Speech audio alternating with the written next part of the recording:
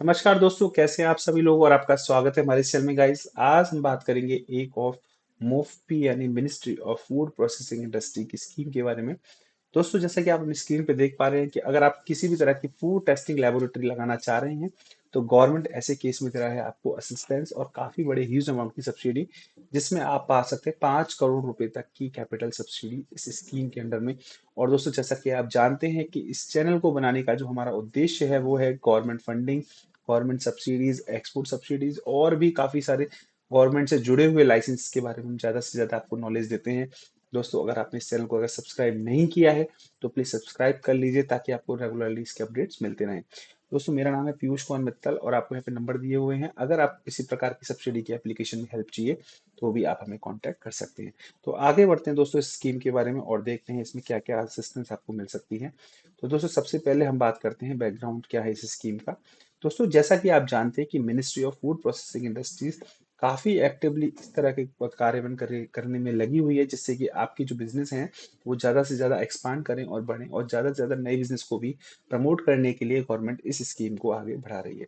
जैसा कि हमने लास्ट पहले भी कई स्कीम्स के बारे में बात किया था, एक एग्री प्रोसेसिंग क्लस्टर है या पीएमएफएमई है या और भी कई सारी हम बात कर सकते हैं। 3% की इंटरेस्ट सब्सिडी है, उनमें काफी सारे हमने वीडियोस बनाई हुई हैं। अगर वो वीडियोस आपने नहीं देखी हैं तो प्लीज अभी इस चैनल पे जाके आप सब्सिडी सेक्शन में भी जाके प्लेलिस्ट में देख सकते हैं।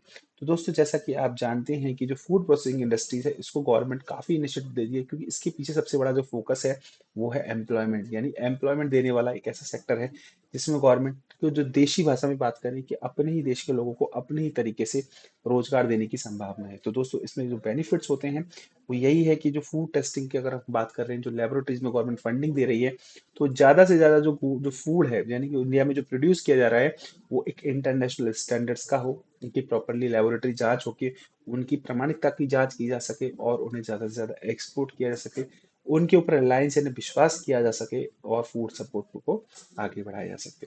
अब बात करते हैं दोस्तों कौन इसके लिए अंदर एलिजिबल है। दोस्तों, प्राइवेट सेक्टर की कंपनीज ही इसके अंदर एलिजिबल होंगी। कोई भी नेशनलाइज या बात करें कि हम लोग कोई राष्ट्र यानी देश की किसी एजेंसी को इसके अंदर एप्लीकेशन लगाने की एलिजिबिलिटी नहीं है। इसमें सिर्फ नई ही लैब्स अप्लाई कर सकती है, पुरानी जो लेबोरेटरीज हैं वो अप्लाई नहीं कर सकती हैं, और डॉक्यूमेंटेशन भी आपको यहाँ पे मेंशंस किए हुए हैं। अब आगे बढ़ते हैं दोस्तों, इसके अंदर जो कैटेगरीज में एक स्पेशल कैटेगरीज भी दी हुई है, जिसके अंदर SC ST और वुमेन एंटरप्रेन्योर्स को भी अलग से एक्स्ट्रा बेनिफिट्स दिए गए हैं।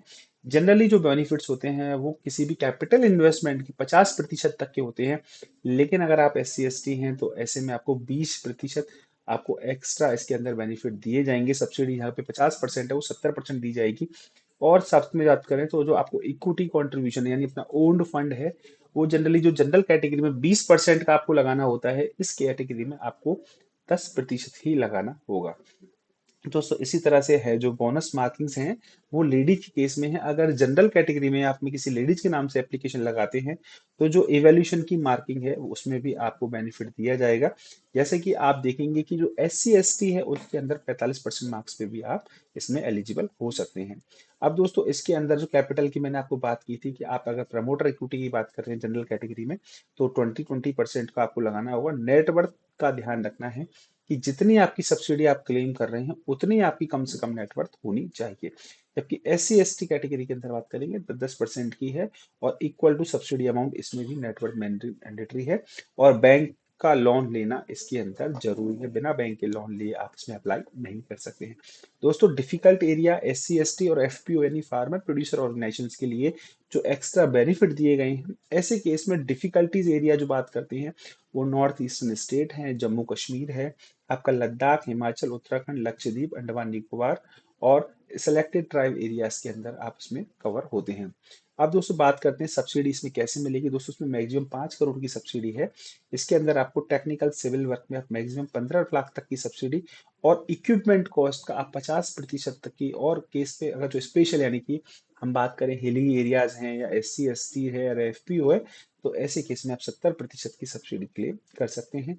और जो NABL यानी नेशनल एक्रेडिटेशन जो आपका लाइसेंस है, तो उसकी आपको 100% फीस कवर करके रिफंड की जाएगी। और LIMS सॉफ्टवेयर आप यूज करते हैं तो वो भी इसमें कवर होगा, लेकिन मैंडेटरी है। तो ये चीजें आपको सभी को ध्यान रखने के लिए है। दोस्तों के नॉट फंडेड अंडर दिस में क्या क्या चीजें कवर नहीं है?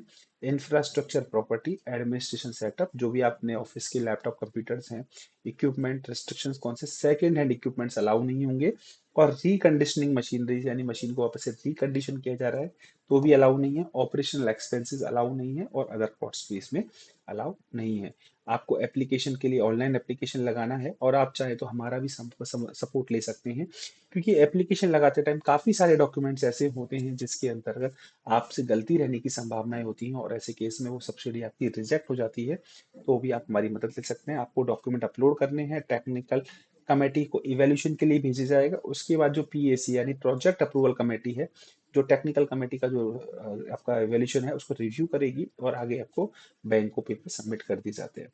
इसके अंदर दोस्तों आपकी जो गवर्नमेंट फीस लगेगी वो 20,000 रुपये तो गवर्नमेंट आपसे लेगी वन टाइम, जो नॉन रिफंडेबल चार्जेस होंगे, और SC ST के लिए 15,000 रुपये होंगे। जैसा कि हमने लास्ट टाइम भी बताया था, एक APC यानी एग्री प्रोसेसिंग क्लस्टर करके एक स्कीम आई थी, उसके अंतर्गत भी आपको ध्यान हो तो 20,000 और 15,000 रुपये सेम, जिसमें 5-5 करोड़ रुपए की सब्सिडी की एप्लीकेशन थी, वहां भी आपसे लिए गए। और परफॉर्मेंस जो गारंटी होगी वो 5% आपकी होल्ड की जाएगी, जो कि सब्सिडी का 5% होगी।